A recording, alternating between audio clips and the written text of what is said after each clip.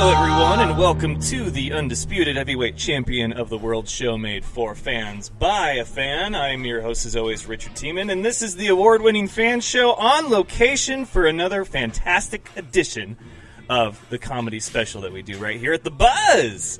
Except this time, I thought it was supposed to be the third Monday. Did you not say third Monday? This is the second. It is the third Monday. Is it really? Yeah, do the math, man. Do the math. They've actually got a wonderful device that helps you figure that out. A calendar? Exactly. I've heard of those. I have. I hear they're a great tool. I really need to utilize one. But I, for whatever reason, thought it was next Monday. But hey, just keep it going. I've had a busy schedule. I like it that way. So we're here. We're getting ready for another comedy showcase, joined by Mark Morris. It is his comedy showcase. And this one's a special one. Yeah, it is. For a lot of reasons. We got a lot of great stuff going on in the Mark Morris comedy world right now. We just got the domain name, so you can actually find us easier by going to markmorriscomedy.com. Congratulations on that. The whole $12, it was a big deal. It was that or buy a couple gallons of milk, and I decided, business first. Yeah, the whole health and calcium thing, it can wait. It can wait. But the really exciting thing is that this is our very first all-headliner special. Normally, here at the Buzz, we bring 4 comedians that do 15-minute sets, and the audience decides who has the best set of the night by applause at the end of the evening. Uh-huh. Tonight, we're not doing that. I've got 4 legitimate headliners that tour all over that have all headlined at the Spokane Comedy Club doing 20-minute sets tonight. And the winners are the people sitting in the seats. Yeah, I would agree with that. I feel like a winner every time that I get to be here and talk with you guys and hang out and see the sets, because it's a great variety of comedy. And even that is with the quote-unquote non-headliners. And now you have a night full of them. I mean, it's only going to get better. It's only going to be better tonight. Well, generally, my intention when I started this show was comedy happens, I've said this on this show before, normally for us at the start it happens 3 minutes at a time. Yeah. Then you reach that point where you're hosting, featuring, and then headlining. Those are the levels. That feature set is usually 15 to 30 minutes. So the only way you get to stretch your legs and do those kinds of times is by putting together shows like this one. That's why everybody does 15-minute sets. They get a chance to do a longer period of time. And I know to the layman, it doesn't sound like much. They're just on stage talking for 15 minutes. Anybody can do that. Do it and be funny consistently. That's my challenge. That is the challenge. Do it and be funny consistently. It's that last part that kills a lot of people. So how did you decide your headliner amongst headliners? Like a game of Rochambeau? Like how do we do this? There is. I'm not putting anyone at a particularly higher level than another tonight. Very good. My final comedian this evening is based solely on the style that he does, the format that he uses. I've got the amazing Spokane's king of musical improv, Michael Glatzmeyer, who's going to be over here in a minute talking to you, closing out the show, because frankly, none of us want to follow a dude with a guitar. Especially if he serenades the women, right? He's, that and look at him. I mean, he's... He's a looker. He's like, I'm going to get really old and say he's a modern-day Dobie Gillis. He's just so cute. You just want to pinch those cheeks. And I am not talking about his face. It's not... Yeah, it's really inappropriate. So after tonight, are we back to our regularly scheduled Buzz Comedy Mark Morris Mondays? Generally speaking, yes. But what's happened here, the transition is I've gone monthly on my other shows in the area. Uh-huh. And once again, if you're interested in what those are, check out markmorriscomedy.com. And Spoke Comedy. Very, very vocal online about all the stuff that I do.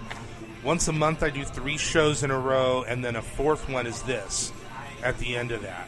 And the headliner or feature act from those regular shows will now be finishing out at the Buzz.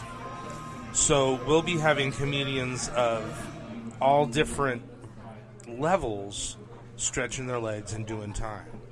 Very and the good. neat thing is, the guy that wins isn't always the one you think it's going to be. So, All right, well, up first, you said we were going to get the cute one.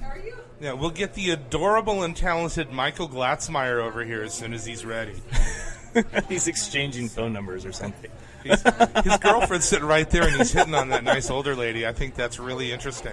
That's He's going to use it as material in like the next 10 minutes. absolutely. He'll sing a song about it. And I will see you Yeah. a little bit later. Yeah, Mark Morris of Mark Morris Comedy. We are here at the Buzz like we do every third Monday of the month. Michael, welcome. How you doing, man? Hi.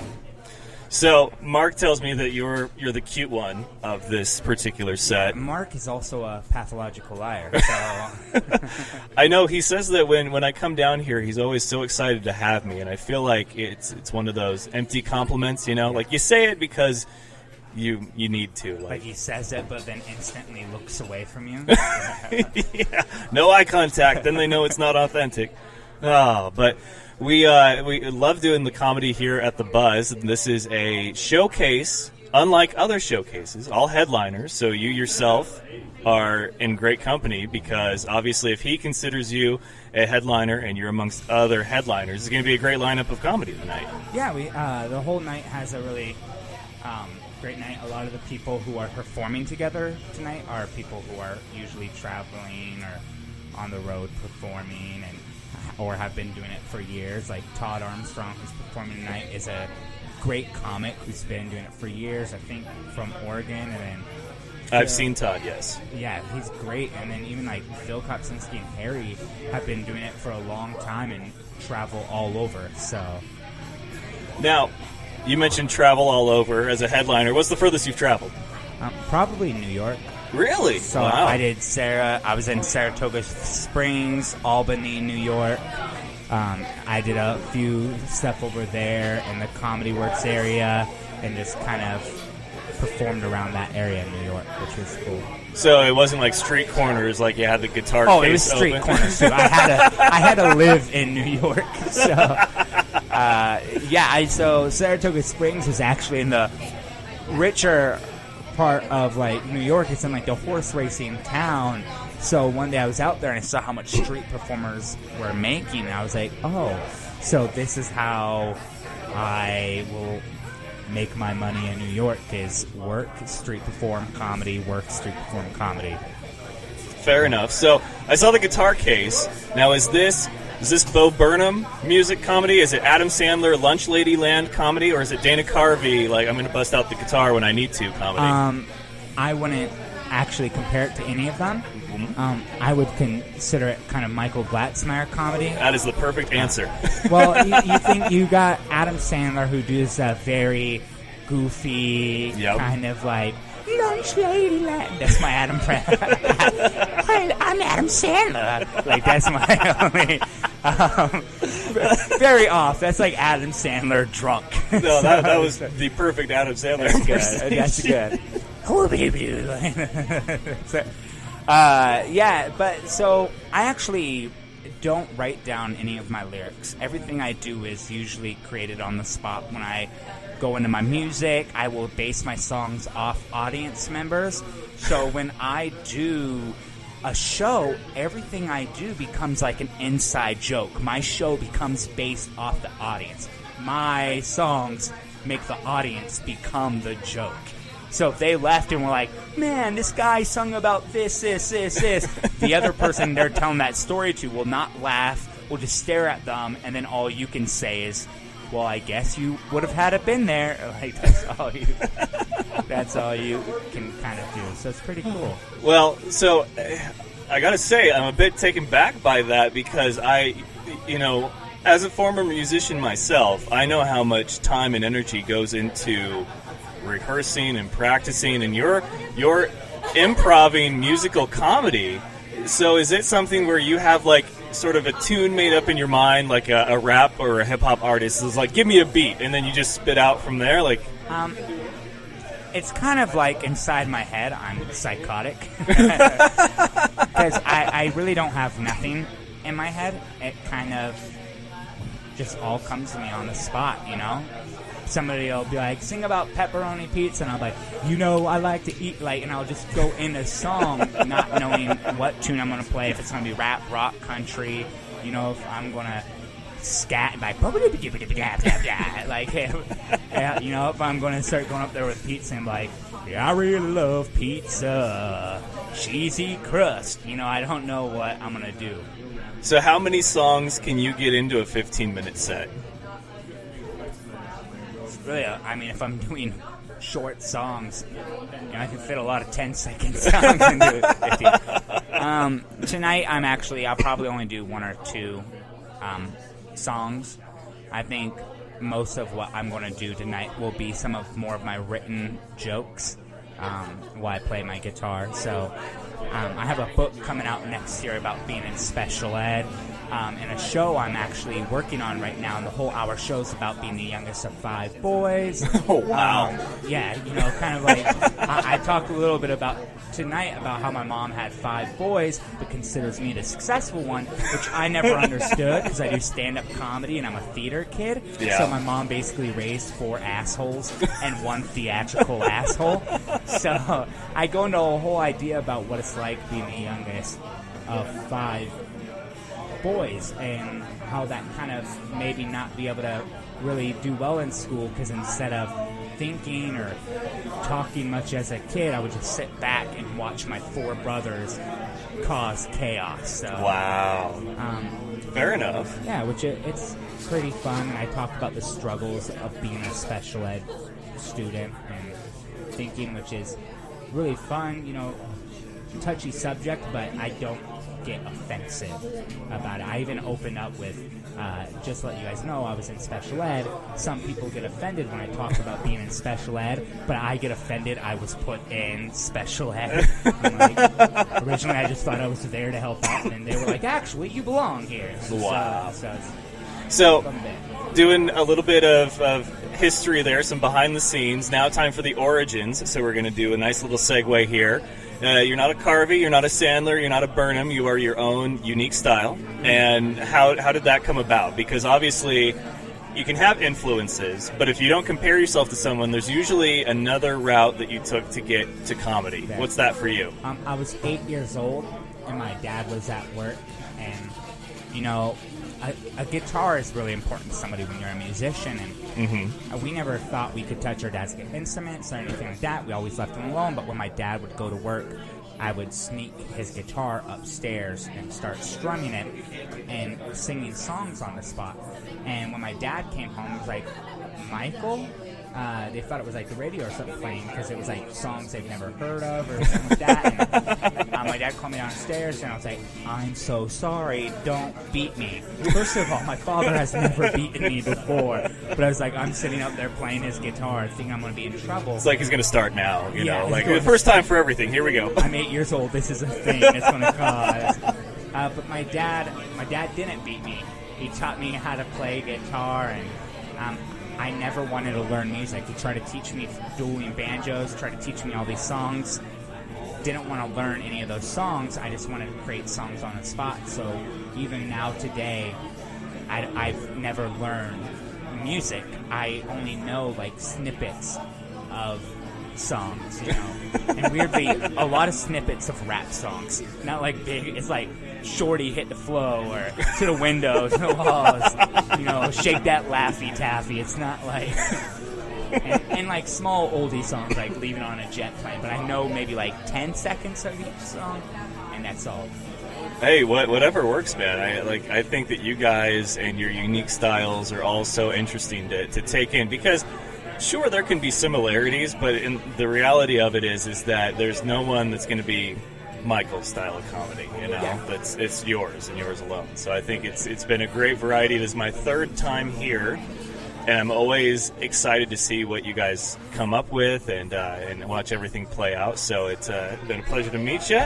I'm not sure who's up next, but I'm sure Mark's got it figured Yeah, out. I think Mark's around here. Mark's out in the crowd hitting on people right now, so I'll find him to have him find out. All right, tell him it's the next one up for Slaughter, but have a great set tonight. Sweet, thank you very much. Yeah, you're welcome, man. All right, we're going to see who Mark has up next for me. Sacrifice. Oh, is it Todd time? It's Todd time. It's Todd time. The headliner of my very own redneck comedy tour.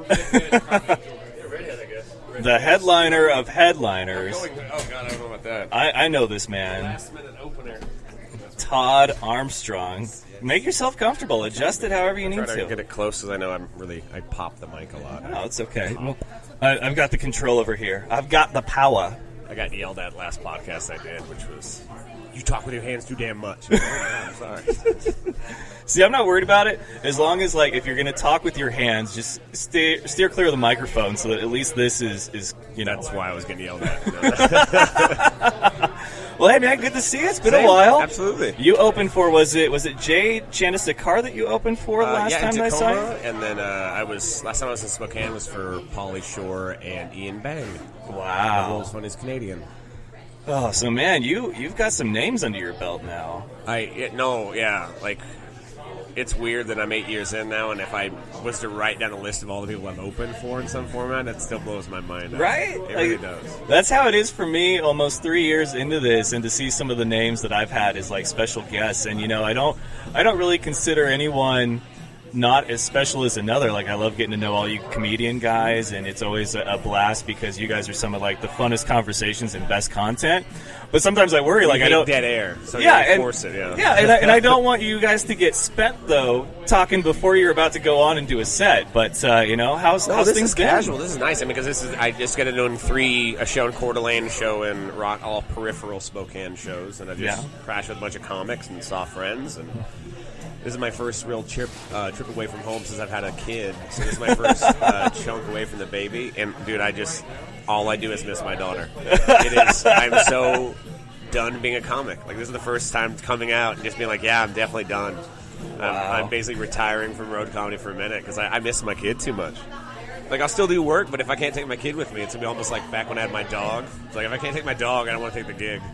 So, but this is going to be like the perfect opportunity for you because there's the retirement and then there's the return to the ring. You're going to get some of your best material from your kid, and you're going to come back and kill it. It's funny because I'll perform at least twice a week, probably for the rest of my life.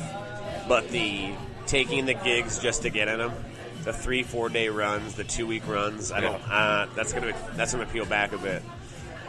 I feel old. I feel it in my bones. Like, it's this primeval, like, oh my God, I have a kid now. I need to smell my baby. Dude, I know it sounds so weird. I can't even explain it to you. It's like, I just want to go home and hear my baby breathe and smell my baby. Hey, you know, like Fat Bastard from Austin Powers, but in a loving way. I was just gonna say, in a very loving way, I non-threatening desperately want to way. smell my baby. So, being from the Oregon area, then I know I can rep I should say I can rep the west side of Oregon. There's a real divide in Oregon, just like Washington. The mountain ranges divide people pretty heavy. Yeah, it does. People in Bend love all the same things that people in Portland do. They're just more outdoors, and so they call us Portland, Oregon, because we're all fat, pale, slutty people on Tinder. And, so it's this real funny divide, and the Southern Oregon people are super redneck. So, have you met the bagpiping Vader, or what's his official title? I think they call him Unipiper, and if I couldn't represent more of an antithesis of what I feel Portland should be, it's him. I don't like that voodoo donuts, weird to be weird, intentional, Family Guy awkward. I was just going to ask, why is it that people want to keep... people. I just kind of... Why do people want to keep Portland weird? Like, how did it even start that Portland was weird?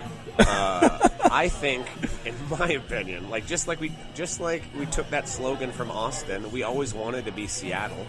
And so this whole chip on our shoulders 90s thing where we had a lot of good bands, but Portland was a sad, heroin-addled place. We had a bunch of people to kind of get dejected from New York, start a good food scene. We've always been the skateboard capital of America. With Burnside, we built that skate park. Some of the biggest wakeboarders in the world and water sports are from Portland, Oregon. Yeah. The Gorge is where kiteboarding was invented. So we have this big barrage of people who are desperately trying to get outdoors that are wearing neoprene. And you know what I'm saying? So that's why you have so many just crazy people where they want to be in the water, but they live in a rainforest where it's cold. Yeah. That juxtaposition makes you nuts. Like, Oregon's full of hippies with handguns. People that do not want to pull the trigger, but they are packing heat, all of them. They're ready to go, man. Dude, it's a trip. It's a bunch of Buddhists with shotguns. But I mean, I was even joking with Casey Strain today that Oregon and Alaska both have the same amount of blockbuster videos. They both have 3 blockbuster videos. Wow. And there's speaking of Ben and Redmond got 2, bro. So Central Oregon has 2 in the same spot. So we still have all that joke of, if I was to give you an example of how backwards and antiquated the modern realm would be, you're like, oh, blockbuster video, ha! And like, dude, Oregon's got 3 of them. You can drive to all 3 blockbusters in Oregon within an hour and a half. So it's funny that you say that, because I've been flying around a lot, traveling from place to place, and it always blows me away every time that I get on a plane that when they're doing the whole announcement thing, they're running down the list of things like do's and don'ts when the oxygen mask drops. But there's one that catches me every time, and it's there's no smoking allowed on board at any time. And not back in the day, it was that way, bro. But how Jimmy long Page, has it been finger like banging that? underage girls and smoking cigarettes. Like, if you look at what people did in the 60s, like, Elvis would only have sex with virgins.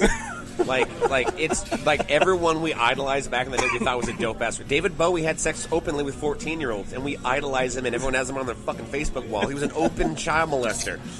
But it's like, that's what it was like, no, dude, we smoked on planes and had sex with teenagers, dude. It was the 60s, bro. It was the 70s. Yeah, but like, why do we need reminded that we can't smoke on a plane? That's Because like everybody saying, be wants kind, basically rewind. to have fuck, and they want to, smoke cigarettes. It's kind of I would love to. You know how many people I know that have hash pens and smoke on planes? Because the hash pens are water encapsulated, so they don't take, they don't. People are in there smoking hash pens in the bathroom. Like a new era Jimmy Page, new era, Jimi Hendrix, getting all badass in there, but it's... But when I hear that, it's like somebody telling me, be kind, rewind. Like, hey, man, don't forget to rewind my VHS. Like, that's a blockbuster, That like, might that's be generational, though. It might just be you. Because to even get that reference, it's like you think an old person... So I'm 39. I don't remember a time where smoking was on the plane, but I remember that reference. So someone who's on the flight that's 60 has seen someone smoke on a plane, has seen both Betamax, Laserdisc, like VHS, like DVD, the HD, DVD, Blu-ray battle. CD protective and skin. And if they were baller, I bet they had like that reel-to-reel shit at home. So in their lifetime, the Be Kind Rewind reference to you is just this tiny snapshot even to them. That's like a snippet in time. They're like, we have seen some shit. Oh, yeah, dude. I mean, look at... If I was to say the Backpack Kid or the Yodel Kid... The internet would be like, oh, I know what you're talking about. Like those, like, okay, that kid was at Coachella, and then the Backpack Kid was the thing from the Katy Perry thing. None of that shit's going to matter in 3 years. It's not going to go down in history with anything. Is there a reference that will stand? Is there a reference in your mind, pop culture wise, that will stand the test of time? Dang. I know, loaded question, right? Because right? even like throw the baby out with the bathwater, you have to explain like, oh yeah, well everyone used to have to bathe in the bathwater, and and like even to say you bury your head in the sand like an ostrich, they don't even do that. Ostriches don't bury their head in the sand. So it's like even the king of the jungle, like the lion's never been in the jungle. It's a savanna animal. Yeah. So all of our references don't even make sense. Oh, it's funny. Like George Washington's wooden teeth, like they were actually, ivory and metal. He never once had wooden teeth. So even our references don't make sense to it. You're like a borderline historian. How'd you get into comedy? I was going to school to be finishing up my degree to be a history teacher, and then I kept having panic attacks in front of kids, and then I decided to have a New Year's resolution of trying comedy 5 times in 2010. And then 6 months later, I was opening up for Bill Burr. Like, wow. Life comes at you fast, man. We decided to get off the pill when I was... So I figured last year I was in Maui, I was doing shows, I'd headlined a little bit of stuff, and I felt like, okay, that's everything I've ever wanted to do in comedy. I got paid to come to Hawaii and do jokes. Like, I'm happy. Like, I never wanted to be famous. I just wanted to be the most reliable feature in the Northwest. Like, I know that I'm edgy to some people, and I know a lot of folks don't think I'm triggering in Portland, but I do that intentionally because I'm there.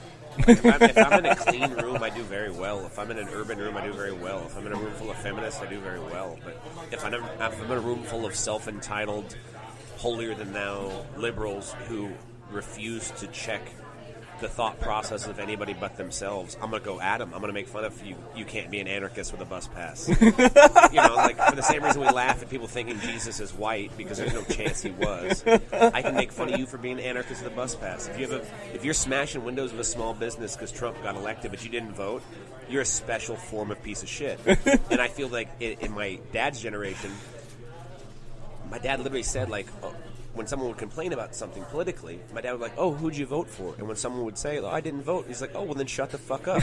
You had your chance to talk 3 years ago. Right now it's just unequivocal bitching. Yeah. And it seems like an entire generation, and I'm going to it's going to be millennials because that's what it is. Statistically, 19% of millennials voted in the last election. This is your fault. Stop blaming baby boomers. If you would have voted, it would have been whatever you wanted. This is all your fault. So... cheers. So Armstrong Morris 2020, like is that what I'm hearing right now? Oh, God no. God no. Mark's way too conservative for me. I'm that. I got way too many open mouth gay friends. It's fun for me though. When I'm in Portland, I'm definitely on the leaning conservative side. But when I roll into Spokane, I'm probably the most liberal male for 300 miles. Like, it's kind of the second I get out of it's kind of nuts. But and a lot of my comic friends make that point. So the comedy life happened fast. Yeah. The dad life happened even faster. We got so like pill, what's and then 1 month later she was pregnant. What's next for you then? Like because it seems like you've checked off everything on your own personal to-do list. Now it's just be a good father and don't die. That's it. Like don't die. Yeah. No, I've always lived life not caring. And now you do. So you're like, it's crap. a trip. Yeah, because I've always taken that Buddhist philosophy of when death comes, I'm going to try to embrace that transition and accept it, but I can't do that now. I got a daughter. Like, if I die before my daughter's 20 and shit, oh my God, dude, like, I don't want to leave a daughter behind that's missing her dad. My girl lost her mom when she was 14, 15. And that's a heavy burden to bear. So I'm like, cool, okay, I'm trying not to stop at fast food. I can't look at porn now. Oh, bro, like, have a daughter. Instantly cures your porn addiction. Holy shit. You can't, there's no way you can check out 6 degrees of Kevin Bacon's empathy on that one. Oh, wow. So it's funny that you say the whole, not die thing, because before YOLO, I remember somebody saying... or I said it. I said, you only live once to a girl in my science class who was very, very reserved, very conservative, shy. And she goes, yeah, so be careful. Like, you only live once, so be careful so that you don't die early.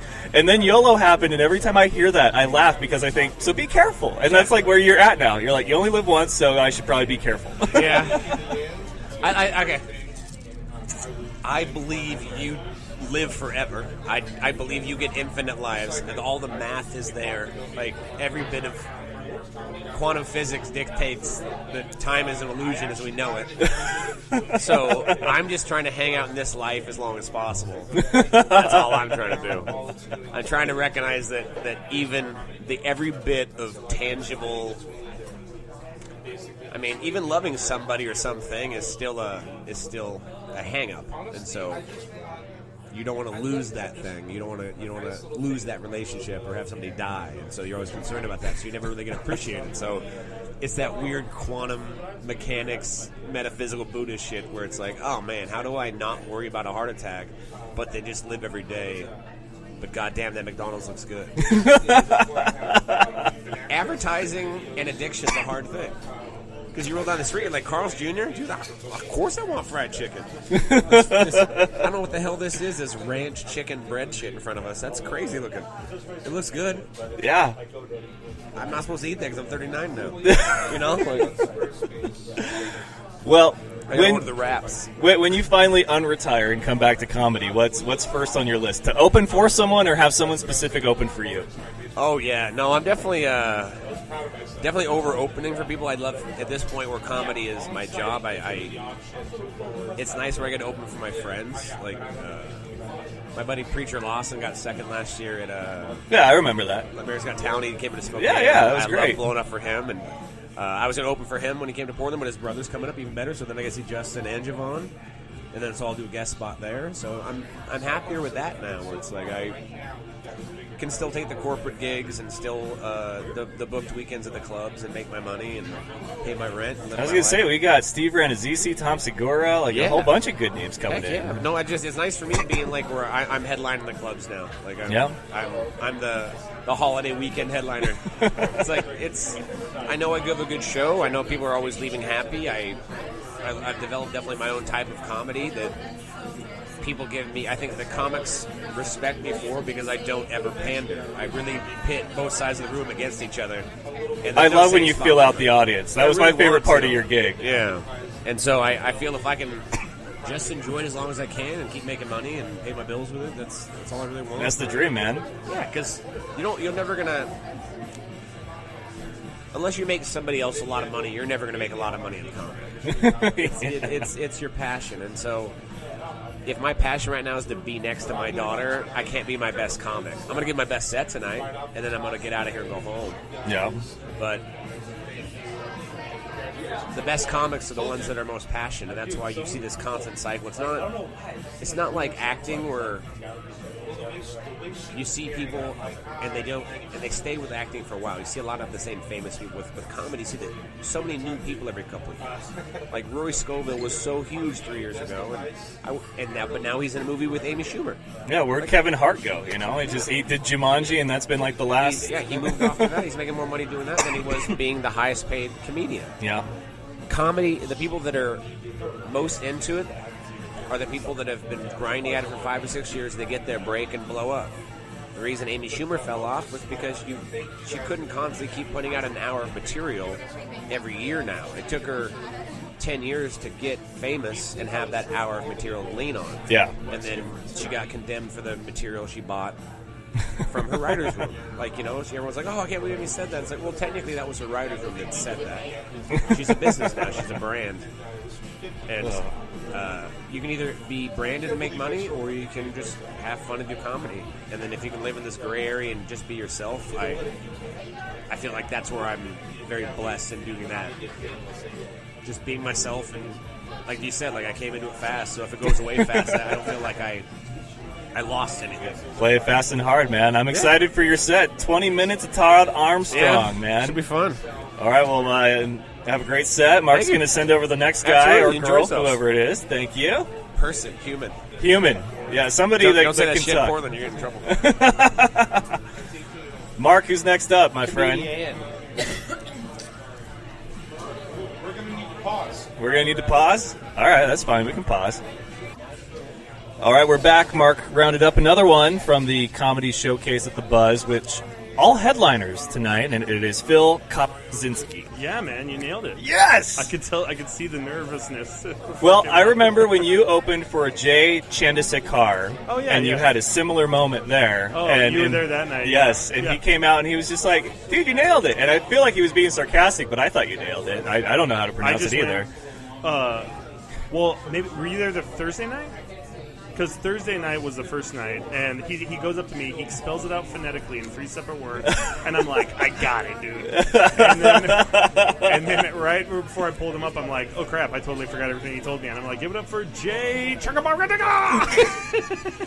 I was there the night of his book signing because I went down there for the book signing. No, he was right. I actually got it right. Because I was like, Chandrasekhar. No, that was good. I thought the material was really well done. I just talked to Todd Armstrong, who I've seen open for comedians at the Spokane Comedy Club, too. So you guys are not at the club, you're at the Buzz, and it's a feature of headliners. Do you consider yourself a headliner? You confident? That's kind of a new thing for me. Last June was my first club headlining gig. Got another one down in Richland, down in Pasco. For headlining clubs is a different deal. Usually it's people with like TV credits that are going to headline clubs. Yeah, for sure. Or they've worked their way up the ranks at a certain club.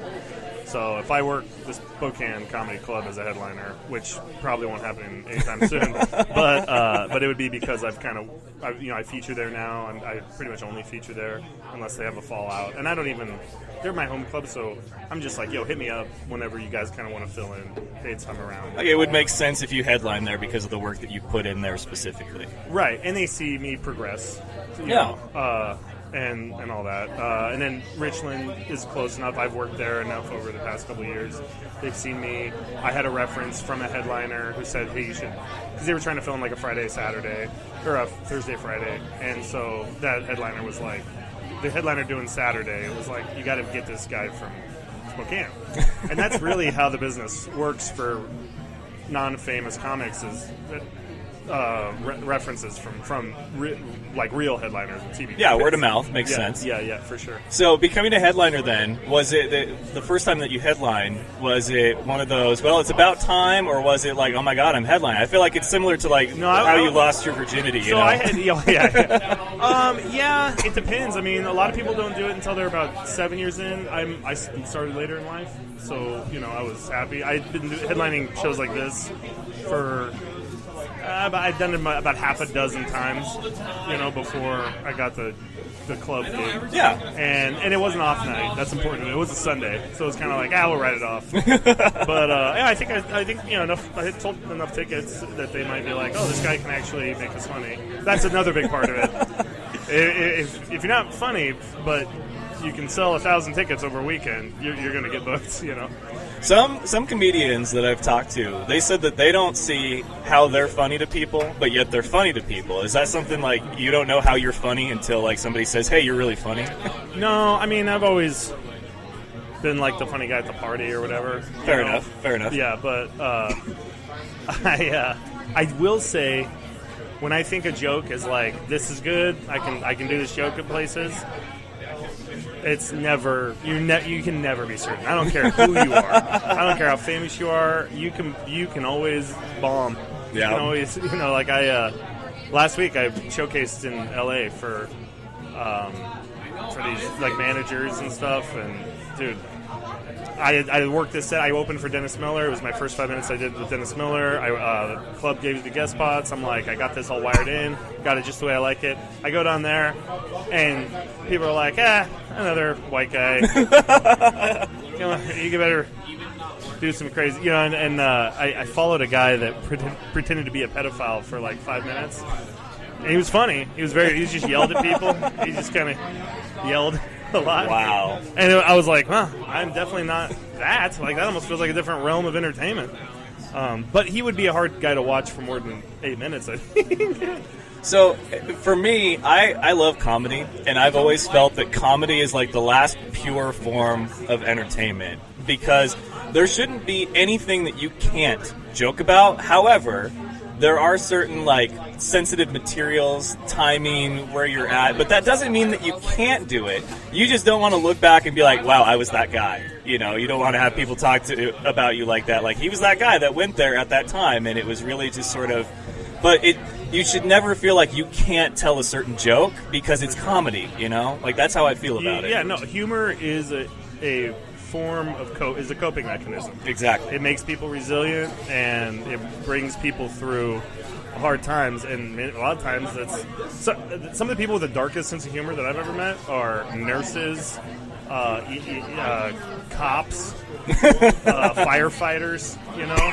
I did a firefighter gig, and a guy right before me was a motivational speaker, and he's like, you guys know what it's like to have to push down the memories, to push them down.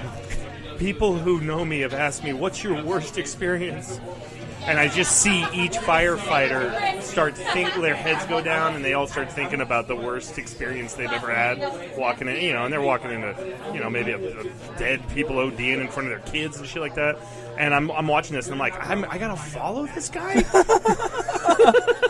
And I'm like, no, please stop. And then he's like, mine was with children. And he's like crying, and I'm just like, oh my God, it's going to be really hard to joke about my kids right after this. And so I went up, and I told a couple jokes about the town that went okay. And then I was like, man, I'm so glad you guys are with me, because that last guy was a downer.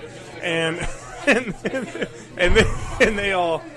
It was like this, I just remember feeling this like big relief everybody had that I acknowledged this big weight in the room. The guy, like, it's supposed to be comedy, and it's like my life story. Well, I was the comedic actor. He was a speaker that was brought in as part of this firefighter banquet. That seems like bad booking. on Dude, on the club's part. That's why you charge more for corporate gigs and private parties. You never know what's. Jeez, man, that would be brutal. So how'd you get into like? What's your origin story? I always call them that because I feel like there's a unique one. I fell into a vat of radioactive laughter. Yes, that's the one I'm looking for right there. Perfect. I'll do a bit tonight to pull from it, and you can probably actually pull it off my YouTube channel. I had a Down syndrome sister, and so I would always just make her laugh. That's my childhood story. That's probably why I do comedy. I would actually. This is really. I don't say this in my act, but I would do impressions of all of her friends from special ed. Like I don't even mention that. Like you talk about things you can't joke about. Yeah. I guarantee you, there are people in audiences that'd be like, "Yo, man, that's not cool." And I was 9, 10, 11 years old. Like I didn't know any better. You know what I mean? But she would be like, do this guy, and I would just be doing impressions of like her Down syndrome and autistic friends from special ed. That sounds like a bit that Carlos Mencia did one time. Did he steal that one from you? Because I know that he's done that before. Well, yeah, no. Carlos Mencia's claim to fame is just doing impressions of Down syndrome people, mentally retarded people. No, I don't. Well, I've never done that bit. Like I don't even mention that I do impressions of her friends because it would rub people the wrong way. And it's a shame because there's probably a lot of people that would think that was really funny. People that even if it strikes close to home, they're like, I've been there. He gets it, I get it. That's funny. Yeah. It's always not a lot of people have been there though. So I'll put it to you this way. I'm a huge football fan, and all the stuff recently about how the Redskins should change their name.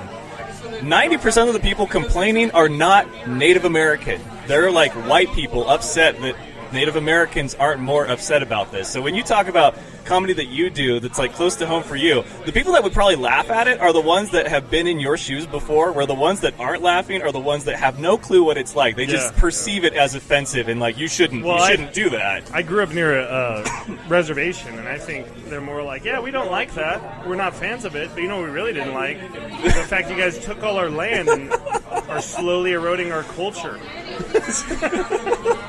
We're kind of fighting that battle. That's what we'll tackle the name afterwards. Oh, that was great. I needed that. So, headlining amongst headliners, it's been great here the last Mondays that we've done this, and I feel privileged to be a part of it. So, you got your best 20 minutes lined up, and then what's next? You got like headlines come up, or you got? I'm going to Lewiston tomorrow, and then I'm featuring at a comedy club in Tacoma for a gal named Sarah Colonna. She's the wife of the Seahawks punter. I was just gonna say this, but so she gets a great draw in Tacoma, so it'll be 6 shows. It'll be a ton of fun. She's a special event headliner, which means she draws people. That's usually who I feature for now. There you go. Which is a compliment. But if I go out of the area, people are like, we don't know who you are. Her husband's incredibly intimidating, though. Like, for a punter, like, he's stacked. Like, he's a big guy. Yeah, there's a small part of me that hopes some point over the weekend I get to, like, work out with him. Even if I could just, like, go lift weights for an afternoon. Just go, like, 5 minutes with a pro and be like, I did that. Yeah, I think it'd be cool just to be able to work out in their facilities. Oh, that'd be great. Yeah. For sure. Yeah, I'm like, hey, rack up 135 on the bench, would you, buddy? No, dude, I rep 10. I'm over at the reps right now. Yeah, 135. You heard me right. All right, well, Phil, have a great set tonight. I'm looking forward to it. Mark, I think, has one more to send my way, but I appreciate the time, man. Well, thanks, man. Thanks for doing this. This is fun. No problem, man. All right, we'll see who Mark Morris has up next for me. All right, we are back. And it's Mark Morris once again on the eve of your, is it really even technically the eve? We're just before your big showcase of headliners, so I'm happy about that. Yeah, and I mean, you guys got to listen to 3 amazing comedians tonight. We were going to have Harry J. Riley come sit down and talk to you, but he's kind of antisocial and frankly a lot bigger than I am and meaner looking. So I decided we'll let him slide just this once. I was gonna say sometimes I'm not for everybody, so I don't take it personal, but I understand. Basic white boy, Well, actually, and this is the funny thing, because Harry, anyone that's seen him, on stage, Harry is an amazing personality. Yeah. But we are not always the people in real life one-on-one as we are on stage. And Harry is one of those guys, he looks spooky and he's really boisterous on stage, but he's a quiet kind of a guy. Fair enough.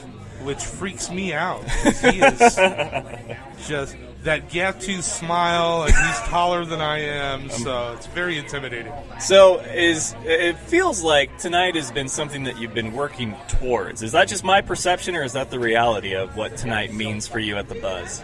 Wow, I made a perception of something cool. I was not intending that.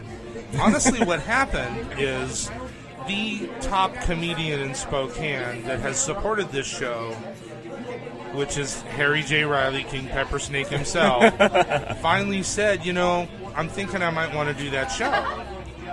Because I've always made it an open invitation. And I immediately decided that it's unfair in a competition format to put anybody up against Harry. The ace up the sleeve. Unless we were going to do it all out and make it an event like this. Fair enough. And everything else just fell into place. I'm so fortunate. I say this all the time. This is a Mark Morris comedy production. But what that means is I'm incredibly fortunate to know a lot of much funnier people that are willing to spend time and come out and do a show. And really, I'm the lucky one, without question. Yeah, I agree with that. I feel lucky and fortunate to get to know these comedians on kind of a personal level, and then I get to have funny content and stories here, and then I get to watch even more funny content and stories out there, or whatever their style of comedy is. We're going to hear a guitar tonight and some short songs. Well, and for anybody that doesn't know, Michael Glatzmeyer is a musical improv comic. He's been connected with the Blue Door Theater for years. He's one half of a group called the Midnight Goats that have actually performed at Bumbershoot. Oh, wow. Yeah, I mean, Michael's the real deal, and he's funny as a comedian, but behind that guitar, he's magic. And he does a show around the area called Mostly Improvised, that if anybody gets an opportunity to go see it, it's absolutely worth the price of admission. Every single one of these guys I've got here tonight has headlined at the Comedy Club, so for me to be able to have them here in a show that really is free, it's the best slice of pie I've ever had. Fair enough. Well, I'm excited to see yet another Mark Morris Monday comedy special, and that's what we were here doing right now, like we have the past 3 third Mondays of the month. Even though I thought this one was the second, I was corrected. I will get into one of those calendars. Yeah, it's not the thing you strain pasta in. It's the thing with all the months and dates on it. That's how you can tell. If you strain pasta through things with a bunch of numbers on it, you're doing it wrong. All right. Take it from the fat guy, I know. Mark Morris of Mark Morris Comedy at the Buzz, and we're still going to do every third Monday? Every third Monday. All right, man. Well, hey, it's been a pleasure. Enjoy. Always fun. Thanks for coming out. All right, well, time for some comedy. So until next time, ladies and gentlemen, we'll see you at the next Mark Morris Monday right here at the Buzz Pizzeria in Spokane, Washington. Good night. Do you remember the time that Mark Sanchez ran into his own player's blood? That was funny sports. Thank you for having me on the show, man. I love the F.A.N show.